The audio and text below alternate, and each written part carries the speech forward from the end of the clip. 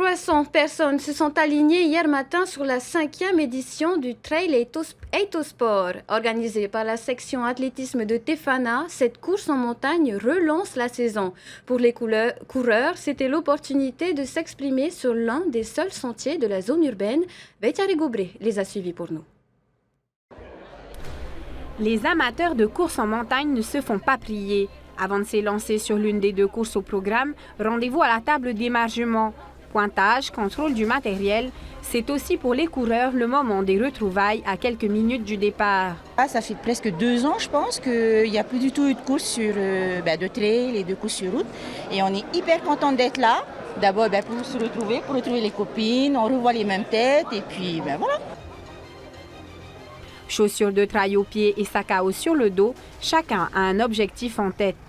Certains courent pour la gagne et d'autres participent à l'épreuve de marche pour le fun. Les plus affûtés, eux, avalent une distance de 10 km qui les mène sur les hauteurs de la mission avec une arrivée dans le parking de Mariano Tejo. Après 56 minutes et 37 secondes d'effort, c'est Thomas Lubin qui franchit l'arrivée en tête, suivi de près par Damien Troquenet. Je savais qu'il y avait une grosse adversité parce que Damien Troquenet, il est vraiment très très fort. Course en gestion sur la partie bitumée. Et on se détache assez rapidement avec Damien. Il a fait que d'attaquer dans toutes les bosses. J'ai serré les dents, j'ai bien géré ma course et quand j'ai vu qu'il a coincé, j'ai attaqué. J'ai fait un petit trou mais ça a suffi parce qu'il n'est jamais revenu.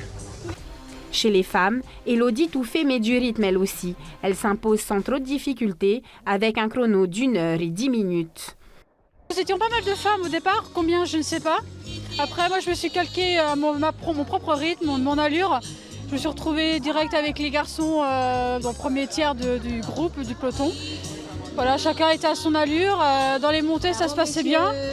Après, dans les descentes, je ne suis pas très technique et j'ai préféré la partie route à rentrer. Ça allait beaucoup plus vite. C'est une course en montagne.